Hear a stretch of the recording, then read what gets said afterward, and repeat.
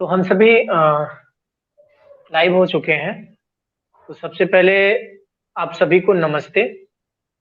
हम चंद्रभान आप सभी का स्वागत करते हैं और आज की इस बातचीत में हमारे साथ पुनः उपस्थित हैं इस श्रृंखला में रविशंकर जी, जो हमारे बीच आज चर्चा में शामिल हैं। और हम सभी जन सरोकार मंच के यूट्यूब पेज को भी नमस्कार करते हैं कि इस चर्चा के लिए हमें उन्होंने मंच उपलब्ध कराया। और सबसे पहले तो मैं रवि जी को बधाई और स्वागत देना चाहूंगा। उनकी पुस्तक सरयू से सागर तक प्रकाशित होकर आ चुकी है, छप चुकी है। और सभी दर्शकों को भी बताना चाहूंगा कि वह पुस्तक फ्लिपकार्ट और अमेजन पे भी उपलब्ध है। तो जरूर हम पुस्तक के संदर्भों में भी रवि जी से सुनेंगे। और साथ ही साथ आज की बातचीत का जो हमारा मूल विषय है, खास करके रवि जी के साहित्य यात्रा पे हम संवाद कर रहे हैं। तो साहित्य यात्रा की जब बात कर रहे हैं तो हम कोशिश करेंगे कि साहित्य के ही मायनों से ही बातचीत को आगे दिशा देंगे और उसी क्रम में आगे बढ़ेंगे। तो थोड़ा सा संक्षिप्त परिचय रवि जी का देना चाहेंगे। रवि जी अपने आप में साहित्यकार तो हैं ही, एक साहित्य चिंतक भी हैं, लिख रहे हैं लगातार। और हम सभी को भी, सभी पाठकों को भी पढ़ने का एक मौका दे रहे हैं अपने लेखन से। और साथ ही साथ वो पेशे से एक वकील हैं, तो अपने उस क्षेत्र में भी निरंतर कार्यरत हैं और उस विधा में भी अपनी योगदान दे रहे हैं। तो यही एक संक्षिप्त परिचय है। और आज की बातचीत की ओर हम बढ़ेंगे तो विस्तार से आज बातचीत के क्रम में उनके कुछ साहित्य लेखन के साथ साथ कविताओं को भी सुनेंगे। और साथ ही साथ आज का विषय साहित्य पे केंद्रित है। तो मैं रवि जी को ही सबसे पहले एक बार पुनः नमस्कार, आपका स्वागत है। बहुत बहुत धन्यवाद तो आपको, बहुत धन्यवाद सभी दर्शकों को शुक्रिया। मेरी तरफ से ढेर सारी शुभकामनाएं जी। तो रवि जी, बातचीत में पहला मतलब एक कहें तो आपके सामने विचार प्राप्त करना चाहेंगे कि आप लेखन निरंतर कर रहे हैं और आपका लेखन जो है वो निरंतर जारी है। तो आज हम जब साहित्य यात्रा के संदर्भों पर ज्यादा ध्यान दे रहे हैं, तो मेरा एक व्यक्तिगत एक सवाल बेसिक बुनियादी रूप से यही है कि आप साहित्य को किस रूप से देखते हैं? मतलब आपके हम साहित्य के एक क्षेत्र में पढ़ते हुए साहित्य के अलग अलग परिभाषाएं पढ़ते हैं, लेकिन निजी रूप से आप स्वयं में उन परिभाषाओं को ध्यान में रखते हुए आप साहित्य के मायनों को किस तरह से देखते हैं? आप उस पर जरूर अपने विचार रखें तो हम सभी को सहयोग मिलेगा। जी। हाँ, बहुत अच्छा आपने प्रश्न किया। बड़ा अच्छा आपने प्रश्न किया। वस्तुतः साहित्य अपने मूल रूप से जो हमारा आर्ष चिंतन रहा है वो पूरी तरह से साहित्य पर ही आधारित है। और जो हमारा वर्तमान कालखंड है, साहित्य कोई एक अनुशासनबद्ध कोई अलग पृथक नहीं है समाज से। साहित्य समाज से अन्योन्याश्रित रूप से जुड़ा हुआ है। वो अन्योन्याश्रित रूप से जुड़ा हुआ है।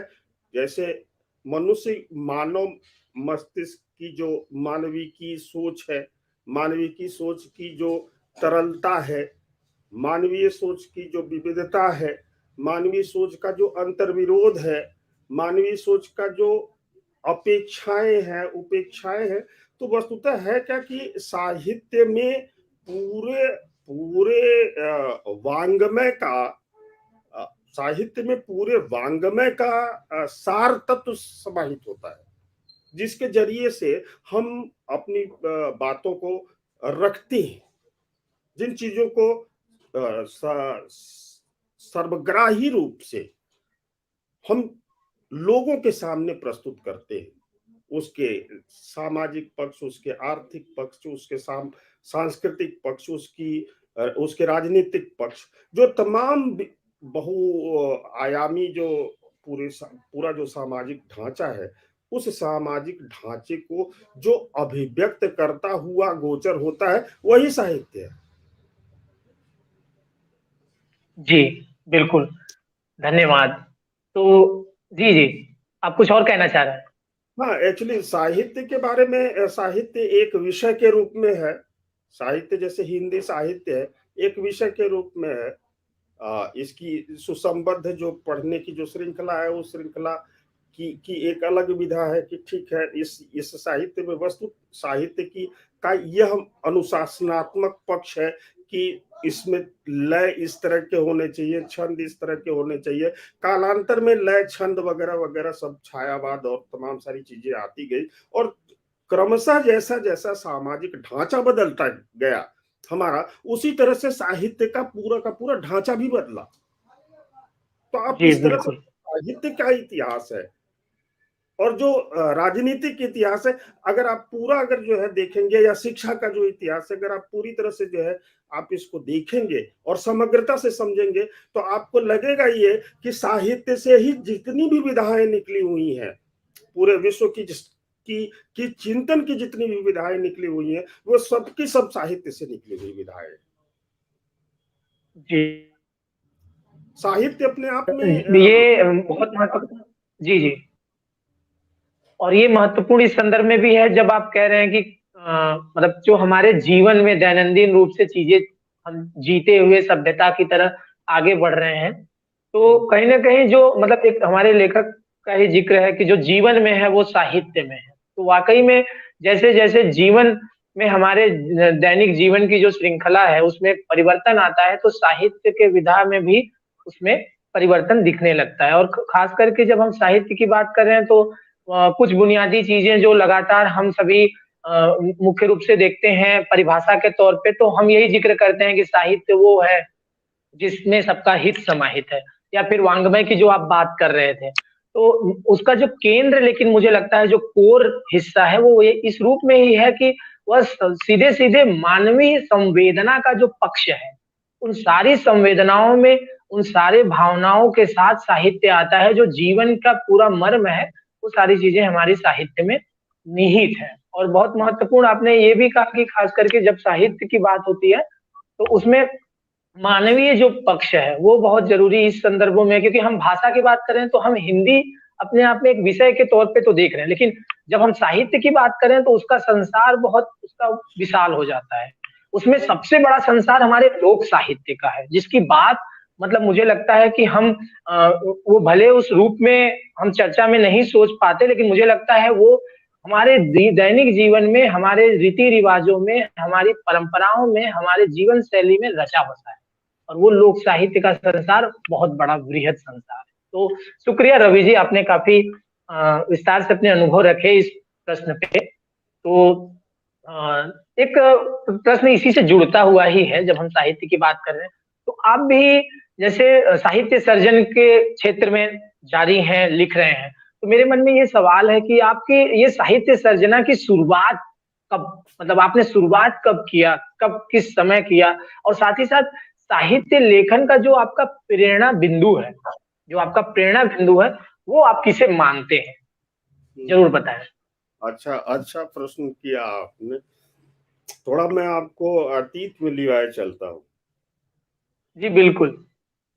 अ, हम पिछले भी उस अपने साक्षात्कार में मैंने बताया था कि हम सभी अपने परिवेशिकी समुच्चय के परिणाम होते हैं।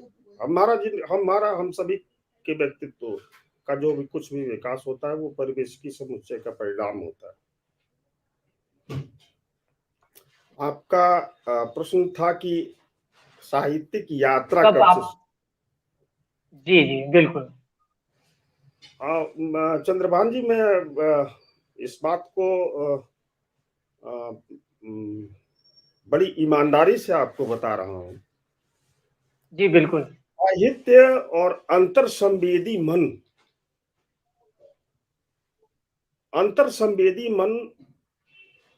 मेरा मेरे बचपन से रहा है। जब से मुझे याद है अपना बचपन, तब से मेरा मन अंतर संवेदी मन रहा है। अंतर संवेदी मन होने से संवेदनात्मक जो विकास हुआ मेरा, वो धनात्मक विकास का जो धरातल था वो बहुत व्यापक था। उसमें मेरे माता मेरी माताजी की तमाम सारी भोजपुरी भाषा में, बड़े सहज सी भाषा में, चूंकि वो मातृभाषा भोजपुरी है हम लोगों की, तो भोजपुरी जी भाषा में उनके छोटे छोटे उक्ति वाक्य होते थे जिसके मर्म बहुत गहरे हुआ करते थे। पिताजी आदर्शवादी थे, तो पिताजी ने एक अलग तरह का अनुभव दिया जीवन में, माँ का एक अलग तरह का अनुभव हुआ, इसी तरह से दायरा परिवार का एक अलग तरह का अनुभव हुआ, और उस अनुभवों में इतनी ज्यादा वैविध्यता थी, और हम सभी में होती है, ये सिर्फ मुझ में नहीं, हम सभी में होती है। जी उसकी जो वैविध्यता थी, उस वैविध्यता का सहयात्री मैं अपने चैतन्यता के काल से ही था।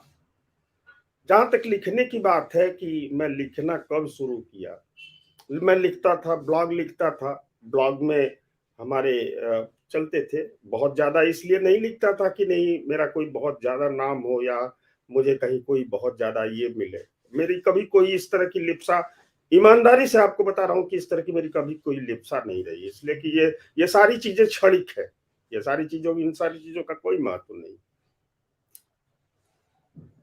तो जो अंतर्संवेदी मन था, उस अंतर्संवेदी मन ने हमेशा कुछ न कुछ रचना धर्मिता अपनी बनाए रखी, और उस रचना धर्मिता का ही परिणाम था कि मैं लिखता रहा, अपने बचपन में लिखता रहा, बहुत बचपन में कहानियां लिखता था, छोटा छोटा, प्रकाशित कभी नहीं कराया, न किसी को दिया पढ़ने के लिए, कभी किसी को दिया भी नहीं पढ़ने के लिए, अपने से लिखा और लिख करके फिर हमने रख लिया उसको।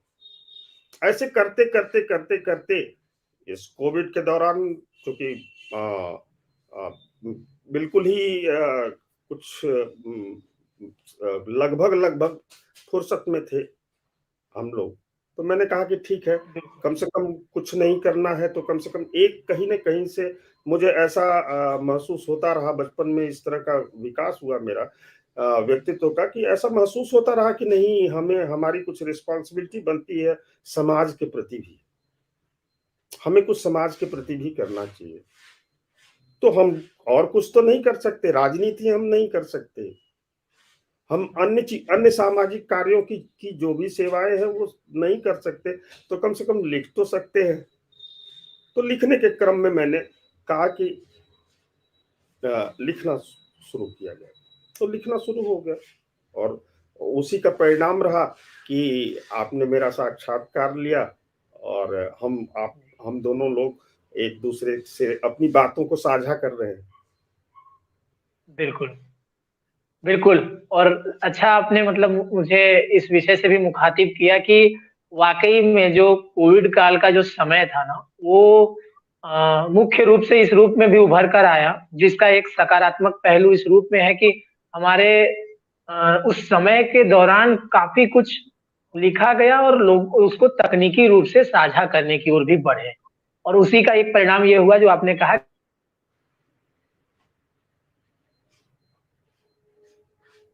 पढ़ने के दौरान एक दूसरे को से परिचित हुए और इस तरह के चर्चा के मंच पे भी हम लोग आकर जुड़े। और दूसरा बात जो आपने प्रारंभ में कहा कि बहुत जो हमारा सवाल मूल था कि जी आप बचपन से ही मतलब अपने माताश्री और पिताश्री का भी जिक्र किया, तो मुझे लगता है जो वो माहौल था, वो आपके इर्द गिर्द जो चीजें थी, उन सारी चीजों को आप अपने आप में मतलब आपने कहा भी बहुत सारी चीजों को आपने साझा नहीं किया उस दौरान, बहुत सारी चीजों को लिखा आपने, जो भी आपने कविताएं लिखी, आप उस दिन चर्चा भी कर रहे थे कि आपकी काफी सारी कविताओं को आप मतलब मतलब अभी वो सब कविताएं प्रकाशित नहीं है, लेकिन हाँ आप उन चीजों को समेट कर रखे हुए हैं।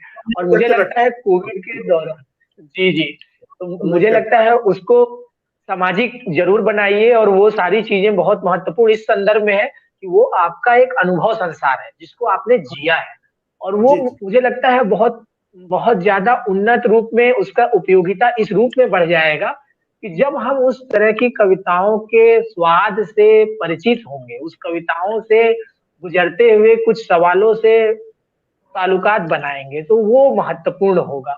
और साथ ही साथ आपका जो माहौल रहा है, जो चैतन्यता से ही मुझे लगता है वो बहुत महत्वपूर्ण है, क्योंकि ये सही कह रहे हैं आप कि एक माहौल जब आस-पास होता है ना, जब एक विद्यार्थी है या एक बालक है, उसके आस-पास इस तरह का एक साहित्यिक माहौल, लिखने का माहौल, पढ़ने का माहौल बहुत ज़्यादा होता है, तो हम देखते हैं कि उसके सोचने का जो क्षमता है, उसका बहुत वृहद हो जाता है और वो उन चीज़ों के प्रति काफ़ी संवेदनशीलता के साथ लिखने में आता है, बातचीत में लेकर आता है। तो ये काफ़ी महत्वपूर्ण आपने विचार रखा और अधिकांशतः लोगों के ऐसे ही अनुभव जुड़ते हुए रहते हैं, जो जी आपके विचार से हमें महसूस। जी, जी जी। शुक्रिया।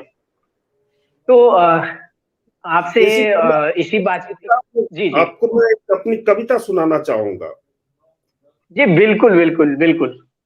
4 लाइन की मेरी कविता है। जी, ये कविता करीब करीब किसी परिप्रेक्ष्य में लिखी गई थी। वो परिप्रेक्ष्य मैं आपको नहीं बताऊंगा, अभी बाद में कोई बात उसको नहीं। कभी करेंगे। बिल्कुल, बिल्कुल। जी, विचारों का गहन अंधेरा, बुद्धिवाद का अंत, सत्य अपना अर्थ खोजता, तिलस्म का खोह, व्यक्ति का व्यामोह, अनुत्तरित प्रश्न जो समय के लबादे में छुप गया है। जी, बहुत खूब। और समय के लबादे में जब आप बोल रहे हैं और बीच में एक इसीलिए शायद तिलस इसीलिए जी, शायद इसीलिए सृजन का जो संसार है, वो सृजन का संसार लगातार अनवरत गतिशील रहता है। जी, बिल्कुल। जी, और कविता बहुत महत्वपूर्ण इस संदर्भ में भी है कि आप जब ज्ञान के और साथ ही साथ जब आप कह रहे हैं तिलस्म के खो की, तो मुझे उस शब्द को सुनते ही मुक्तिबोध का ध्यान आ रहा है। वो भी अपनी अंधेरे में कविता में तिलस्मी खो का ज़िक्र करते हैं। तो मुझे तुरंत तुरंत क्लिक किया, वहाँ पे मैं पहुँच गया तुरंत मुक्तिबोध के उस पंक्ति पे। तो ये बहुत महत्वपूर्ण इस संदर्भ में भी कि आप जब कविताएँ इस तरह की कविताएँ, आपकी 1-2 कविताएँ मैंने देखी, पढ़ी, जो आपने अपने पेज पे साझा की थी। तो मुझे लगता है मैं पर्सनली आपसे निवेदन या आग्रह करूँगा, इस मंच के ही दौरान मैं लाइव हूँ तो चाहूँगा कि आप अपनी कविताओं को ज़रूर मतलब लेकर आएँ और उन कविताओं से अपने मतलब हम सभी को भी जोड़ें। जैसे अभी आपने एक कविता अपनी साझा की, तो मुझे बहुत अच्छा लगा कि आप कविताओं के क्षेत्र में भी हाथ आज़माते हैं और वो भी बहुत तैयारी के साथ। तो और नहीं नहीं, ये बहुत ज़रूरी है कि एक कविता 1-2 कविता और आप और साझा करें, पाठ ज़रूर करें, अच्छा लगेगा मुझे। जी, बिल्कुल। मुझे जितना स्मरण है, स्मरण के आधार पर मैं जी, जी। आपको कविता सुना रहा हूँ। बहुत पहले की जी, कविता बिल्कुल। है, जब मैं अपने विश्वविद्यालय जीवन में था तब की ये कविता है। अक्षर, अक्षर, अक्षर क से ज्ञ तक, अक्षर क से ज्ञ तक, व्यक्ति की यात्रा भी यहीं तक। अक्षर के जाल केचुए की चाल में तब्दील होता हुआ, सर्प केचुल को छोड़ता हुआ, आक्रामक है यथार्थ, डर डसता है तेरे भावार्थ, तड़प कसक अवसाद, चखता अर्थहीनता का स्वाद। साहब मैंने ही खाई खोदी है, इसकी मिट्टी सोधी है, मजबूर हूं क्या इसकी बात है! मदद के लिए। शायद मेरे आत्मतुष्टि का स्वार्थ, भावना द्वारा अभिव्यक्त किया गया परमार्थ, इन दोनों के बीच की कसम कस करती है बेबस। अकेला चना भाड़ नहीं फोड़ता, जानता हूं रहस्य को। अकेला चना भाड़ नहीं फोड़ता, जानता हूं रहस्य को। खोजता बिफरता कहीं कुछ नहीं, सब सुनने ही तो है। सुनने बहुत में खूब, ही तो समष्टि है, समष्टि ही तो सत्य है, सत्य ही तो जीवन है। जीवन क्या बात है! जिसने बहुत खूब। प्रवाह दिया, जीवन जिसने प्रवाह दिया, प्रवाही पुरुष है, शिला ही संतति। ये मेरी एक बहुत कविता। सुंदर, बहुत सुंदर। क्या बात है। बहुत सुंदर, और अच्छा लगा आपने कविता का जब पाठ किया ना, तो बहुत महत्वपूर्ण, मतलब जब जब आप सत्य की बात कर रहे हैं तो सत्य ही जीवन है, और इतने मतलब महत्वपूर्ण विषय पे आप जब लिख रहे हैं, तो वो जरूर मुझे लगता है कि अपने आप में अपने स्वयं को और अपने इर्द गिर्द जो लोग हैं उन सभी लोगों को मतलब दिशा देने का भी काम कर रहा है, और बहुत अच्छा लगा मुझे आपने इस कविता को साझा किया। तो एक दो और कविताएं आप जरूर रखें, हमें बहुत अच्छा लग रहा है आपको सुनकर, आपकी कविताओं को। निश्चित एक दो निश्चित कविताएं आप जरूर और सुनाएं जी। बहुत बढ़िया। निश्चित ये तो ये मेरी पसंदीदा कविताओं में से एक कविता थी। पीछे का नीचे का जी जी। क्रम मुझे लगता है कि उसमें कुछ व्यवधान आ गया होगा, त्रुटि कुछ कोई जितना बात नहीं, कोई बात नहीं। एक मेरे वॉल पर आपने देखा होगा एक कविता, अर्थ के अर्थ। अर्थ के अर्थ, बहुत लंबी आपने लिखी थी अभी हाल ही में। हाँ हाँ हाँ हाँ। जी, जी बिल्कुल।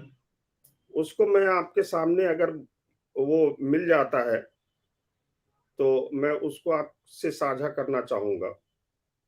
बिल्कुल बिल्कुल, आप आराम से उसको सर्च करके साझा करिए। एक मिनट।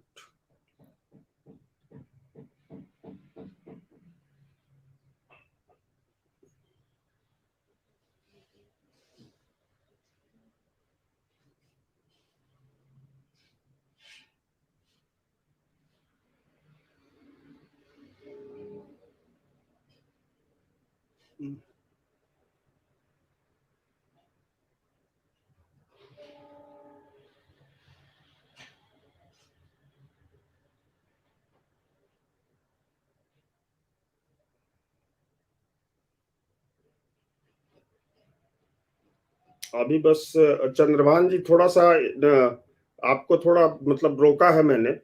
एक मिनट। कोई बात नहीं, कोई बात नहीं, मैं आप आपकी कविताओं को ही सोच रहा हूँ। जब आपने क से ग तक सुनाया ना, तो हाँ वही मैं सोच रहा था उस कविता के बारे में ही, और अभी जिस कविता की प्रतीक्षा कर रहा हूँ उसे भी मैं इंतजार कर रहा हूँ कि उसे आप साझा हाँ करेंगे हमारे दर्शकों के बीच, हम सभी के जी बीच जी जी। जी।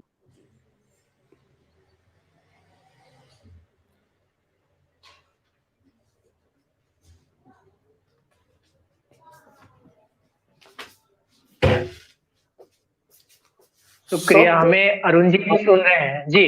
जी जी, धन्यवाद। शुक्रिया जी। शब्द अर्थ, कविता का शीर्षक है शब्द अर्थ। जी शब्दों का कहाँ कोई अर्थ नहीं होता, शब्दों का कहाँ कोई अर्थ नहीं होता, अर्थ को खोते शब्दों का कहाँ कोई अर्थ होता है। बिल्कुल। जी जी। अर्थ का अनर्थ, अर्थ का अनर्थ शब्दों से होकर गुजरते हैं, और कब शब्दों के अर्थहीन, कब शब्दों के अर्थ अर्थहीन होते हैं, कौन जानता है। बिल्कुल बढ़िया। कब कोई अर्थ का अनर्थ नहीं होता, कब कोई अर्थ का अनर्थ नहीं होता, जिसमें नहीं रहते होता। हैं अर्थ वो अर्थों तक पहुंच जाते हैं। अर्थ के अभाव में अर्थ के अनर्थ कब न सिसके थे, अर्थों के जाने और उसके आने पर कब कोई अर्थ निकला। बिल्कुल। शब्द आते हैं जाते हैं, शब्द आते हैं जाते हैं, उसके अर्थों के अर्थ कब आते हैं। क्या बात है, बहुत खूब। बिल्कुल। शब्द और आते हैं जाते हैं, उसके अर्थों के अर्थ कब आते हैं।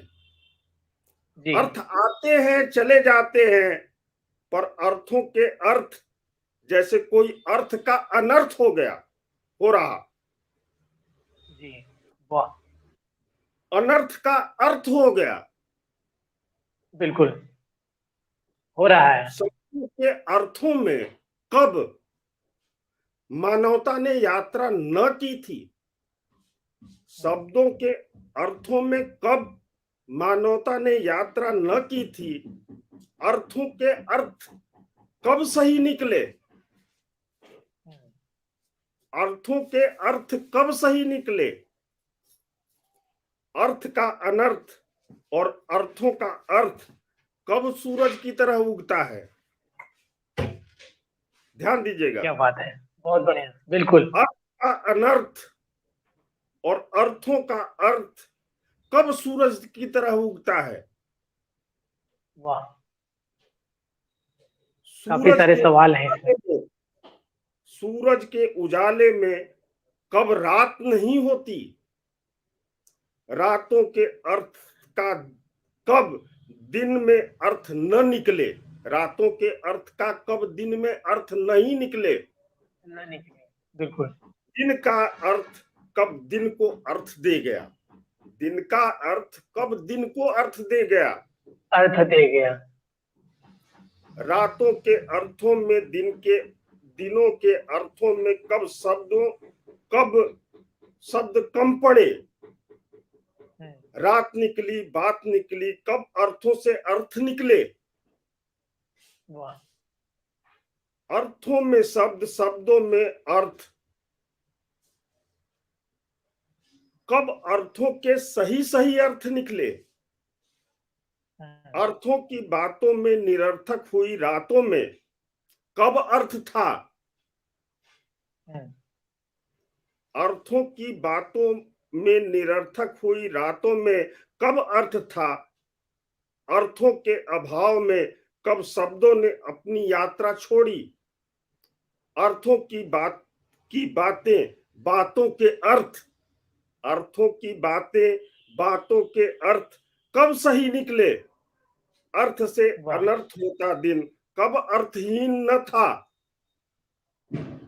अर्थहीन होते शब्दों में कब अर्थ रुके, कब अर्थ ही रुके, रुकने के अर्थ को कब अर्थ समझ पाया, रुकता हुआ अर्थ, चलता हुआ अर्थ कब रातों की बातों में कोई अर्थ निकाल पाया, जाने का अर्थ, आने का अर्थ कब कोई न जान पाया, जाने के अर्थों का कब रुकना हो पाया, आते जाते अर्थों के शब्दों से कब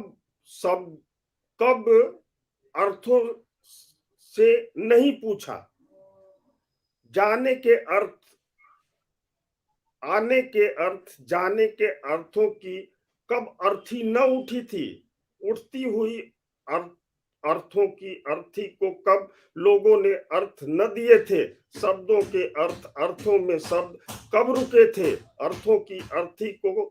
थोड़ी लंबी कविता है, मैं आपको फिर कभी जी जी जी बिल्कुल बिल्कुल, और लेकिन बिल्कुल जी जी जी कोई बात नहीं, लेकिन सबसे जरूरी जी, क्योंकि इतना ही सुनाया जा सकता है, इसलिए कि आवृत्ति बार बार है इस। जी जी जी जी बिल्कुल, मैं कह भी रहा था जब, हाँ मैं उसको खुद क्लेरिफाई कर दे रहा हूँ, क्योंकि आवृत्ति उसकी बार बार है, और जब उसको आप थोड़ा रुक करके पढ़ेंगे तो उसके गंभीर अर्थ को समझ पाएंगे। बिल्कुल, और बहुत ज्यादा ही गंभीर इस रूप में भी है जब हम दो शब्दों के साथ सबसे केंद्र में मुझे अर्थ की बात हो रही है, और जब उस अर्थ में जब आप कहते हैं कि जब अर्थ जो चले जाते हैं, है ना, आपने शब्द और अर्थ के आने जाने की बात भी कही, और सभी कविता के पंक्ति से जब मैं गुजर रहा हूं तो बार बार कुछ सवाल आप छोड़ रहे हैं, वो जो कब वाली बात आ रही है, वो सवाल जो है वो मुझे लगता है एक पाठक के रूप में मुझे थोड़ी देर ठहरने के लिए विवश करती है, और उसके बाद मैं उस कविता से ज्यादा मतलब तैयारी के साथ अपना जुड़ाव बना पाता हूँ। तो बहुत गंभीर कविता है, आपने सही कहा, और बहुत सारी चीजें हैं। जब कविता में आप मानवता की बात ला रहे हैं तो मानवता की जो बात है वो भी बहुत जरूरी है, और मुझे अच्छा लगा इस संदर्भ में भी कि एक अपने आप में बहुत आवृत्ति जो है ना, ये धुन जैसा लग रहा है, अर्थों के शब्दों के अर्थ कब आते हैं, तो ये मतलब बहुत मजेदार मुझे लग रहा था। और मैं खुलकर कहना चाहूंगा, इस कविता को और गंभीरता से समझने के लिए मुझे रुककर इसको पढ़ते हुए परत दर परत और ध्यान से समझना भी होगा, जो आप कह रहे हैं। जी बिल्कुल, आप जरूर कुछ विचार रखना चाहें तो जरूर रखें। जी बिल्कुल। इसमें एक्चुअली जो द्विअर्थी प्रयोग है, इसलिए कि जीवन का अर्थ एक अलग है, और जिस अर्थ की आवृत्ति पर हम खड़े हुए होते हैं, अर्थ की आवृत्ति मतलब जो फाइनेंशियल जो हमारी पोजीशन होती है, एक वो बिल्कुल अर्थ बिल्कुल। और एक जीवन का अर्थ, इन दोनों में जब आप समरूपता बनाते हैं और उस समरूपता में जो विचलन आपको दृष्टिगोचर होता है, उस विचलन को भी कहीं न कहीं आप उसके भोक्ता, दृष्टा और कर्ता, उससे आप भी मुक्त नहीं है, आप भी उसी में समाहित है। तभी तो चिंतन परक कविता है, और उसको थोड़ा जी गहरा बिल्कुल। सोचना पड़ेगा। और उसमें चिंतन में यही कहा गया कि जीवन का कोई अर्थ है, कब कब किन बातों का कौन सा अर्थ, अर्थ और बदल भी जाता है समय। और अर्थ बदल जाता है।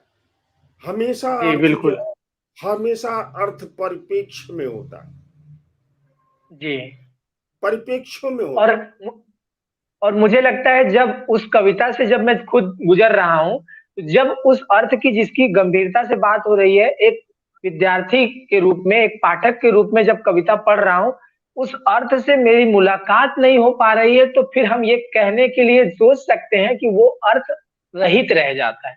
तो जो अर्थ छूटने की बात है आप कह रहे हैं, ये कविता में जिक्र आया है। आपने जी जी जब जी वाचन किया तो मैंने जी ध्यान जी दिया। जी जी जी जी।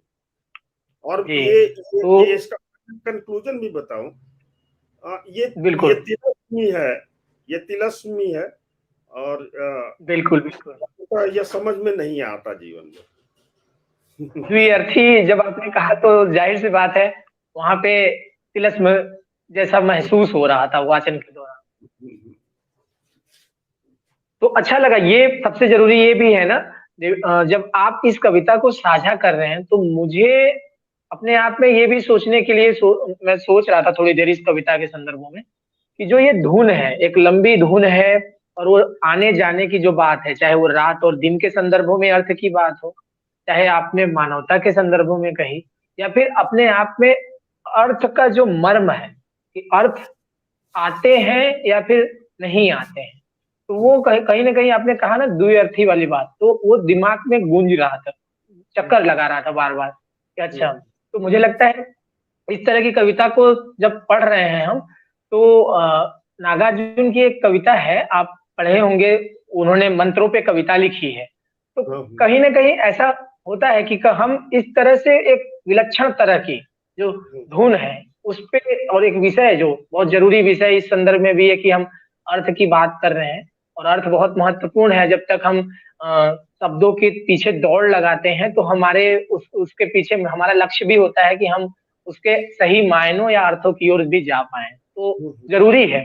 तो इसी क्रम में रवि जी एक और मतलब कविता के ही क्रम में बीच में संवाद भी रखेंगे। तो आपका एक विचार, जैसे पिछली चर्चा का आप जिक्र कर रहे थे, और काफी सारी बातचीत हम जब बात कर रहे हैं, तो मैं पिछली चर्चा को ही समन्वित करके देख रहा हूँ, उसी से जुड़ते हुए आपने पिछली चर्चा में एक जिक्र किया था कि जब आप विधा के तौर पे वकालत की बात करते हैं ना, आपने कहा भी था कि अपने आप में वकालत भी एक विधा का हिस्सा ही है, और बिल्कुल वो है, और हम वकालत उसको वो वकालत एक बहुत, साहित्य। हाँ, बहुत अच्छा पेशा है, बहुत बहुत अच्छा जी पेशा है। और हमें लगता है कि एक वकील के रूप में जी आप जितना गुरुतर दायित्व समाज के लिए निभा सकते हैं, उस तरह से गुरुतर दायित्व वकालत पेशे को छोड़ करके हमें नहीं लगता कि किसी अन्य पेशे में। हाँ, अध्यापक भी हैं, अध्यापक भी बहुत गुरुतर जी दायित्व का निर्वहन करते हैं, हमारे डॉक्टर्स जो हैं वो भी निर्वहन करते हैं। इसी तरह से 4-5 क्लास ऐसा है कि जिसमें कि जो लोग गुरुतर दायित्व का निर्वहन करते हैं। जी, बिल्कुल। और मुझे लगता है इस पे ये भी सोचा जा सकता है कि हर पेशे की अपनी एक बहुत हाँ, बड़ी महत्ता है। और लगता है। वो, जैसा कि हम पहले शुरुआत जब सवाल कर रहे थे, साहित्य के संदर्भों में बात कर रहे थे, तो मुझे लगता है वो सारी चीज़ें जो जीवन में हम पेशे के रूप में देख रहे हैं, तो उसका एक अपना दायित्व समाज से जो जुड़ने का है। आप जुड़ते किस रूप में हैं ये महत्वपूर्ण है। चाहे वो डॉक्टर हो, चाहे वो शिक्षक हो, चाहे वो वकील हो। महत्वपूर्ण ये है कि जब हम अपनों के संदर्भों में चीज़ों को सोचते हैं, तो हम उतने ही संवेदनशील हैं, जितने हम समाज के साथ सोचते हुए संवेदनशील हों, तभी उसकी महत्ता ज़्यादा महत्वपूर्ण और फलदायी होती है। जी, मैं जी, जो सीमित रूप से देखता समझता हूँ। बिल्कुल, तो बिल्कुल, विधा के यही तौर पर आप जब हम जी, जी, जी बिल्कुल बिल्कुल। यही तो विधा यही के तौर पर जब मैं बात कर रहा था ना, तो मुझे एक सवाल ऐसे ही आपसे अनुभव सुनना था कि अ, मैं इस रूप में सोच रहा था कि वाक़ई में जब हम एक छात्र के रूप में विधा के तौर पर उसे देखते हैं, और वो कहीं न कहीं वो जीवन के बहुत सारे अधिकारों, मूल्यों से भी जुड़ा हुआ है ना?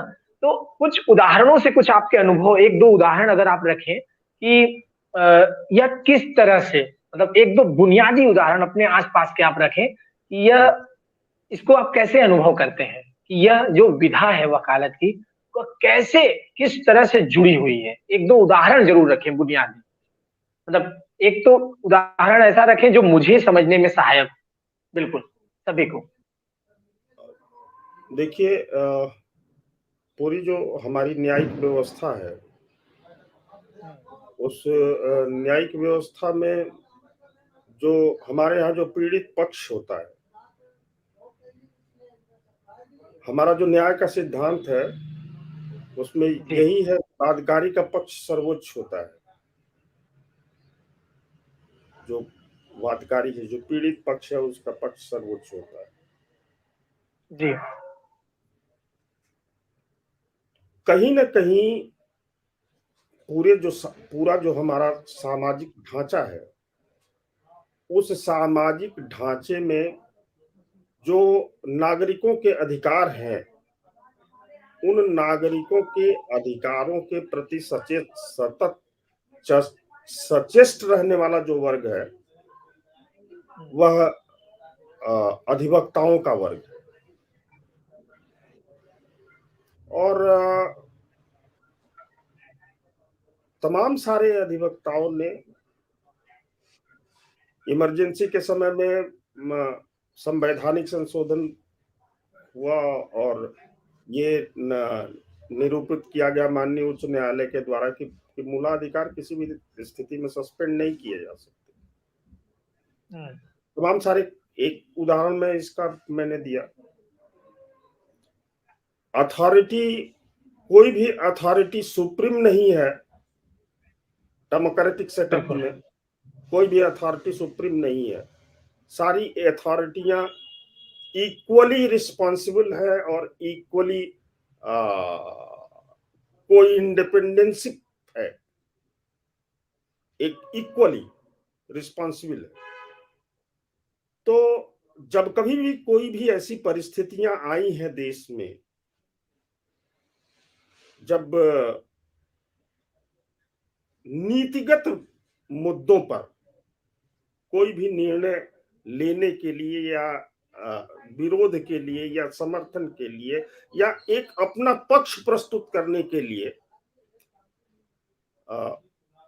अधिवक्ताओं के तरफ से कोई न कोई व्यक्ति हमेशा से, स्वतंत्र भारत के इतिहास से पहले से लेकर के और स्वतंत्र भारत के इतिहास से लेकर के आज तक तमाम सारे ऐसे उदाहरण आपको मिल जाएंगे जिसमें अधिवक्ताओं ने अपनी बातों को रखा और उसको गंभीरता से लोगों ने लिया और तदनुरूप काम भी हुए।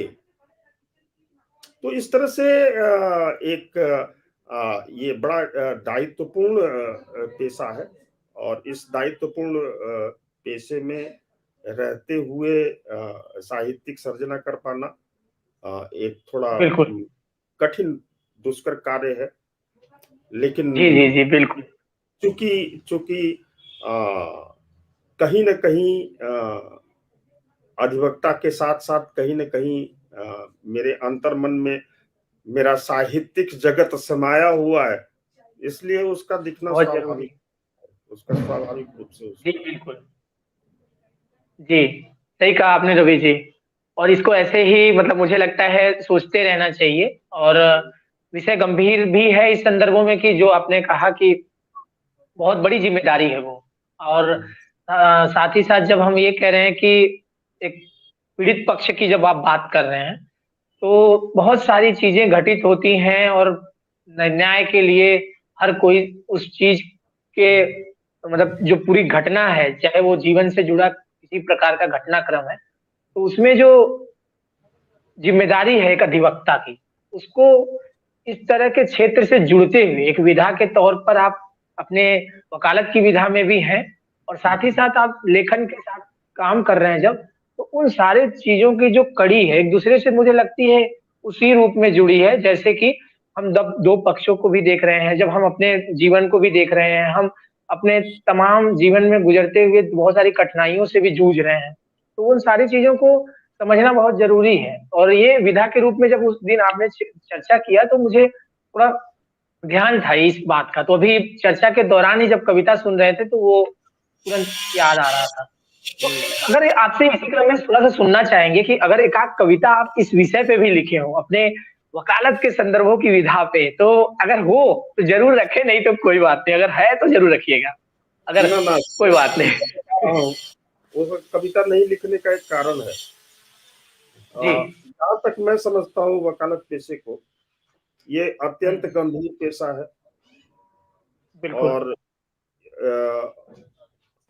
हमें लगता है कि जब कभी भी हमें सार्वजनिक रूप से एक अधिवक्ता के रूप में हमें कोई बात रखनी चाहिए, तो हम्म। बात तर्कसम्मत और सारगर्भित और जिम्मेदारी उत्तरदायित्वपूर्ण ढंग से रखना चाहिए। बिल्कुल। तो कविताओं के माध्यम से मैंने कभी भी अधिवक्ता कोशिश। समुदाय को या किसी समुदाय को मैंने हम्म। अपनी कविता का पात्र नहीं बनाया। हमारी कविता के जो पात्र हैं वो निजी, हमारे हम सबके जीवन से जुड़े हुए जो घटनाक्रम है, उन्हीं घटनाक्रमों के पात्र हैं हमारी कविता के, जो भी वाचक हैं उसके जो पात्र।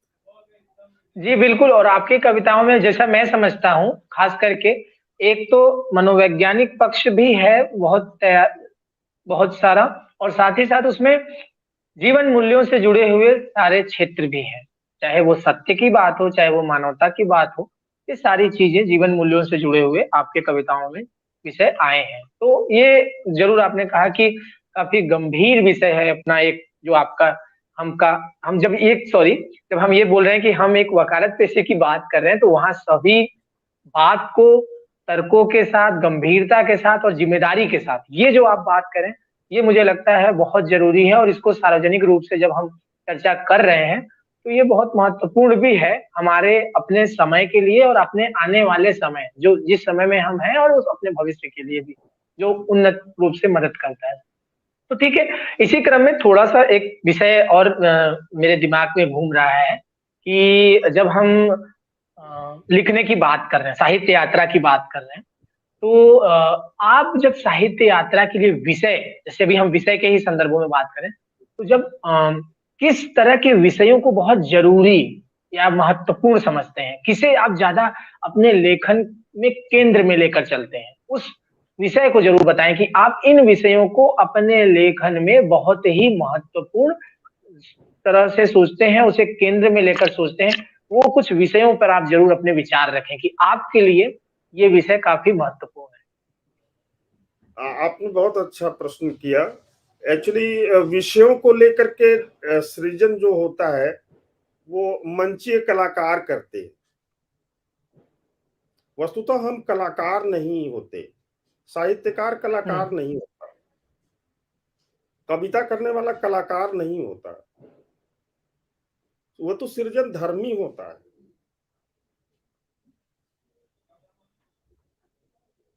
तो जीवन का एक कलात्मक पक्ष हो सकता है, साहित्य का एक कलात्मक पक्ष हो सकता है, लेकिन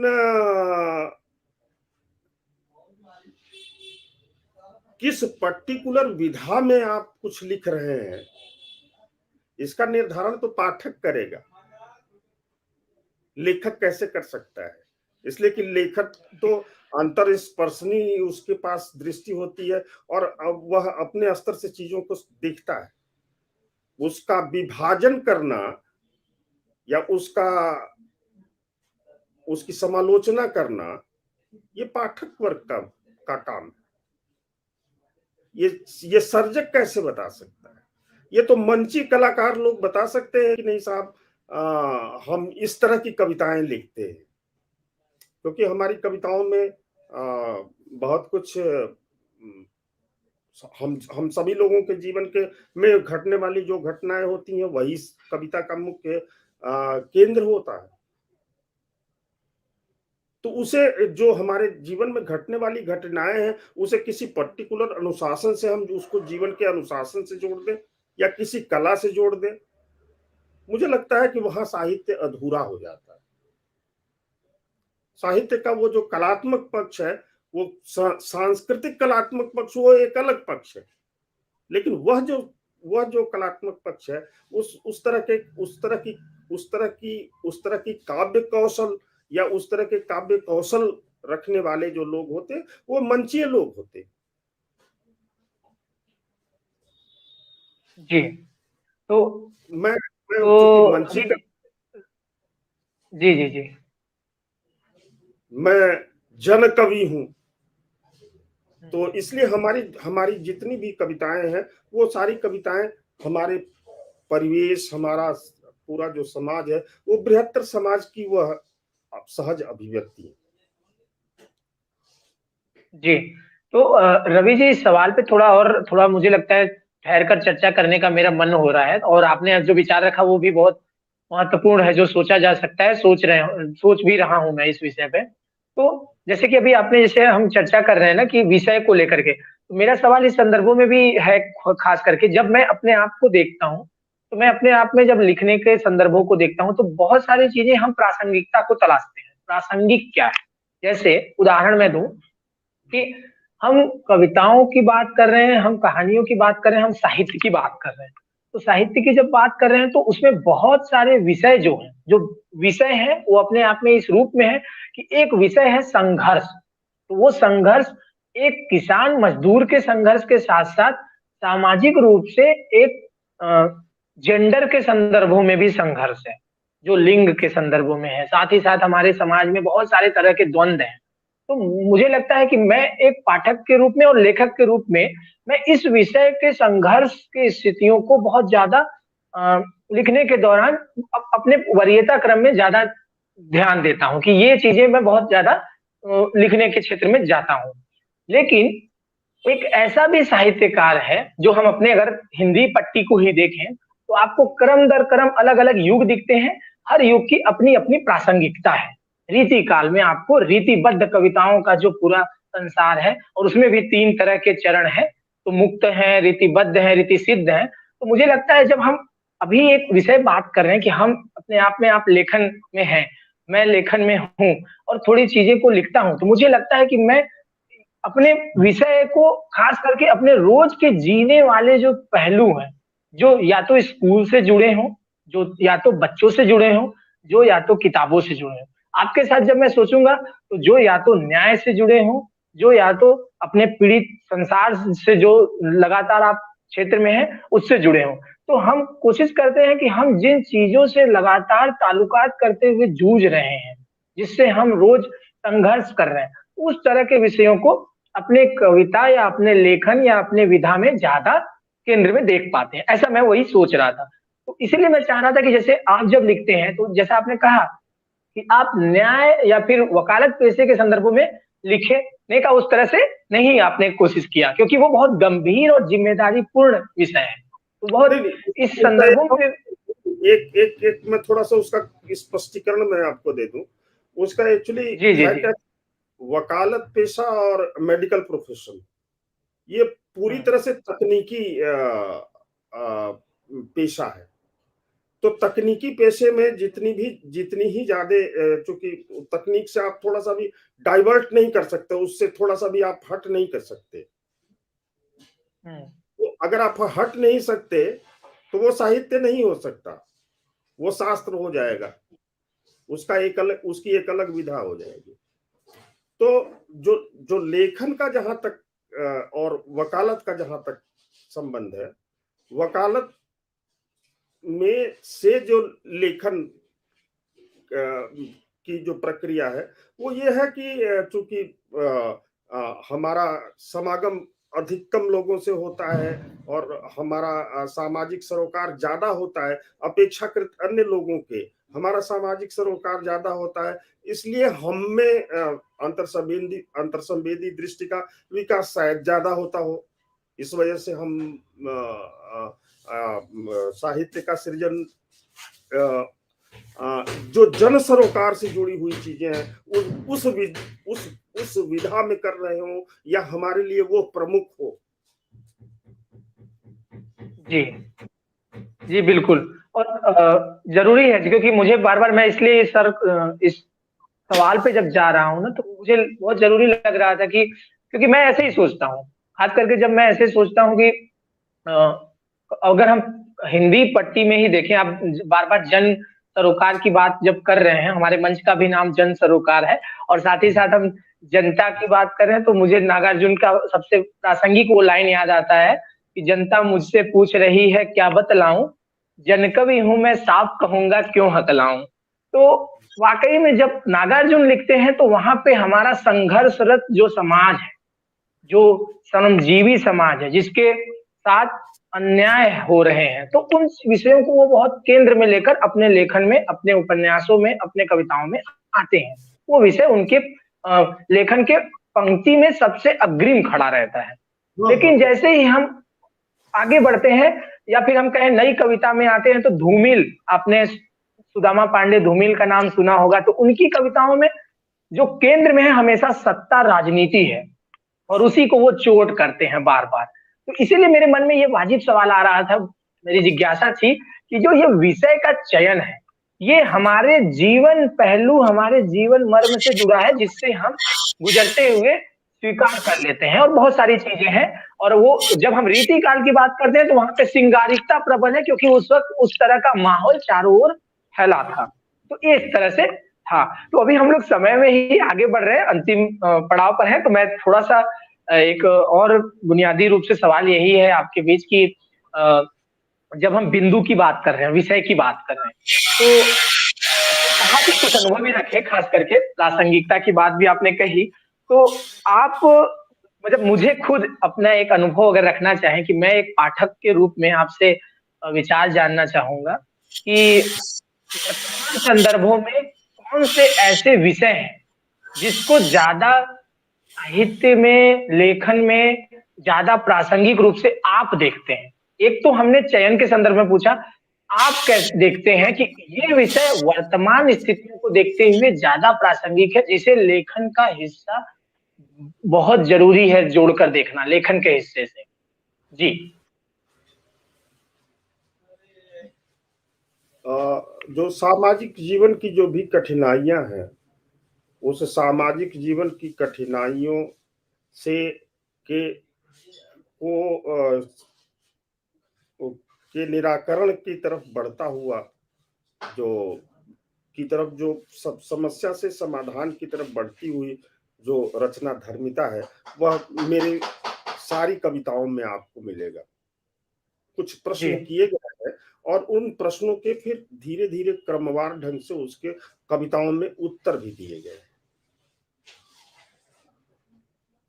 सृजन तभी होता है जब प्रश्न खड़े होते हैं, कौतूहल होता है, प्रश्न बिल्कुल, खड़े होते बहुत सही, बिल्कुल। तो प्रश्नों के जो उत्तर हैं और उत्तरों के जो प्रश्न हैं, इसकी एक जो क्रमिक प्रक्रिया है, इस प्रक्रिया से गुजरना ही हमारे जो साहित्यिक सर्जना है, हमारी व्यक्तिगत अपनी मेरी अपनी जो साहित्यिक सर्जना है, उस साहित्यिक सर्जना की वह विशेषीकृत दृष्टि है, आप कह सकते हैं विशेषीकृत दृष्टि।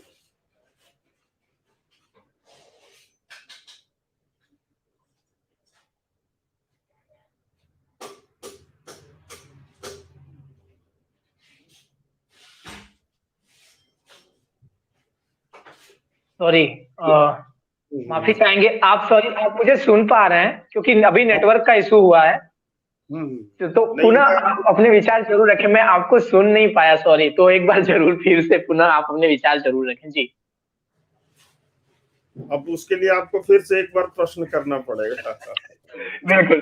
तो अभी बस उसको संक्षेप में ही रखता हूँ। अभी हम लोग खास करके लेखन के विषय में बात कर रहे हैं, तो मैंने वही विषय चयन के संदर्भ में बोला।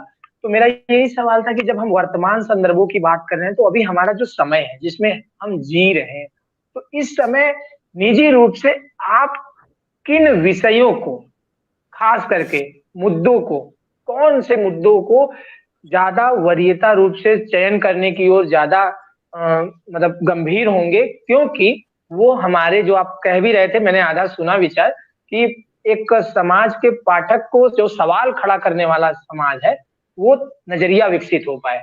उस पे मैं चाह रहा था, वो कुछ विषय जो आप अपनी ओर से रखना चाहेंगे। जी, मैं उसमें मेरी जो भी कविताएं आप भविष्य में आएंगी, पढ़ेंगे, या मैंने जो अभी जिस कविता का वाचन किया, उसका भी जो अंत होगा, उसका अंत भी समाधान की तरफ होगा। वस्तुतः जो हमारे सामाजिक घटक हैं, उस सामाजिक घटक में जो तमाम सारे सामाजिक घटक जो हमारे तमाम सारे उसके हिस्से, बटे हुए हिस्से हैं, हमें सामूहिक रूप से एक होना होगा। और एक हो करके हमें जितनी हमारी खुद की समस्याएं हैं, हम सभी नागरिकों की जो भी समस्याएं हैं, उन समस्याओं से हमें खुद ही बाहर भी निकलना होगा। बिल्कुल। इसी को केंद्र में रख करके सारे के सारा का सारा सृजन किया जा रहा है। जी जी जी, बिल्कुल। तो जैसे कि आपके कहने से मैं यही समझ पा रहा हूँ कि जो भी चीजें हैं, खास करके जब हम देख रहे हैं कि जहाँ पे गंभीर जो हमारा जीवन जो है, गंभीर समय जो है बहुत, वहां पे जो बहुत सारी चीजें हैं, उसमें जो सवाल को खड़ा करने के साथ साथ उसको विश्लेषण में लेकर आना, चर्चा का हिस्सा बनाना, और उन विषयों में मुझे लगता है कि अभी काफी महत्वपूर्ण इस संदर्भ में भी है कि ये चीजें हमारे लेखन में भी सवाल रूप में आए। जो आप अभी कह रहे हैं कि हमारे कविताओं में वो जो समाधान का पक्ष है, या फिर हम कहें कि सवाल करने का जो पक्ष है, वो सारी चीजों को आप ज्यादा वरीयता में, ज्यादा महत्वपूर्ण रूप से सोच रहे हैं, देख रहे हैं। तो बिल्कुल ये वाजिब विचार है और महत्वपूर्ण भी है। तो रवि जी, अभी हम लोग ना 2 मिनट बचे हैं और अंतिम पड़ाव पे हैं। मैं संक्षिप्त में 2 मिनट आपसे यही कहना चाहूंगा कि आपकी पुस्तक आने वाली है और आ गई है, और हम सभी, मुझे लगता है, मैं तो सबसे पहले समय को ध्यान में रखते हुए पुस्तक को स्वयं अब मंगाते हुए और पढ़ना चाहता हूँ। तो मैं आपसे इस सार्वजनिक मंच पे कह रहा हूँ, उस पुस्तक को मैं मंगाकर पहले तो पढ़ना चाहूंगा। जो आपका आर्ष चिंतन, जो आप बार बार जिक्र करते हैं ना, वो मुझे काफी करता है कि मैं उस चीज से कैसे जुड़ूं। तो मैं कोशिश करूंगा। और आप अपने दर्शकों के बीच हमारे कुछ कहना चाहेंगे तो जरूर रखें, और अंत में वहीं पे हम लोग बात समेकित करेंगे। तो आप जरूर पुस्तक के संदर्भों में कुछ विचार, कुछ संवाद रखना चाहें तो जरूर जी। 2 मिनट। हाल ही में मैंने सरयू से सागर तक की यात्रा में जो समाज के भिन्न भिन्न पक्ष हैं, भिन्न भिन्न आयाम हैं, जहां हमें आवश्यकता है कुछ संवाद करने की, कुछ निराकरण करने की, कुछ कुछ मापदंडों को तोड़ने की, हमें थोड़े मानवीय दृष्टि का और विस्तार करना है। हमें थोड़ा और ज्यादा आपस में मिलना जुलना है। हमें पीर पराई जाने रे का बोध जागृत करना है। जब तक यह नहीं जागृत होगा, तब तक हमारा सामूहिक कल्याण संभव नहीं है। बहुत जरूरी है। हम जो विभाजित हैं, तमाम सारे सेक्शंस में हम विभाजित हैं, अगड़े में भी विभाजित हैं, पिछड़े में भी विभाजित हैं, अल्पसंख्यक में विभाजित हैं। जितना भी विभाजन है, सामाजिक विभाजन और राजनीतिक विभाजन और सांस्कृतिक विभाजन, जो भी विभाजन है, इन सारे विभाजन से मुक्त होकर के हमारी जो अपनी खुद की, जो हमारी अपनी जो सोच रही है, जो हमारी अपनी संस्कृति रही है, जो हमारी अपनी जीवन शैली रही है, उस जीवन शैली की तरफ उन्मुख होने का समय है, फिर से एक होने का समय है, प्रतिबद्धताओं को तोड़ देने का समय है, जटिलताओं को समाप्त कर देने का समय है। जी, क्योंकि यह हमारे लिए, यह इन सारी चीजों ने हमारे अंदर जो हमारी जो वैचारिकी है और हमारा जो वैज्ञानिक दृष्टिकोण है, उस वैज्ञानिक दृष्टिकोण को वह पनपने नहीं दे रहा है। पूरा सामाजिक रूप से हम गतिशीलता बनाए हुए हैं, लेकिन सामाजिक गतिशीलता के साथ साथ हमारे जो सामाजिक घटक हैं, जो अवरोध है, हम में जो विभाजन है, सामाजिक जो विभाजन है, ये सामाजिक विभाजन एक रूपता को प्राप्त हो। बिल्कुल, क्योंकि सिर्फ दृष्टि हमारी विभाजित है, हम विभाजित नहीं है।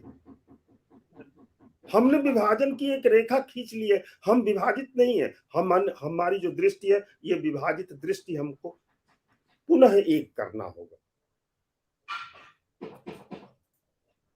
जी।